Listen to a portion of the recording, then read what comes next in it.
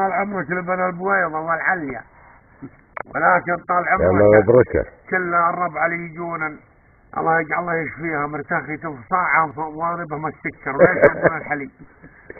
وانا ابدف من لو ينقطع هالحين. زي الرجال ما يقولون يقوي. يقوي الصاحي امال ابو سكر لا يذلق وذلق. اي والله وما انا منزلج لكن عاد تكفينا هالباس الاول وببلع من لومه. اي والله يا الغالي يا هلا يا الله يحييها.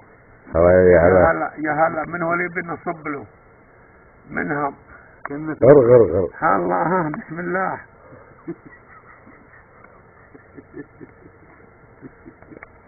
هذه طال عمرك يقولون الرغوة زينة للمغانق ولا عادي والله ولا تضعف النيت، لكن المغانق تزيدوا يعني. يلا حيها. الحلي هو اللي يقولون بها الفايدة. هذاك للصاحي ثم من عقب عمر والستين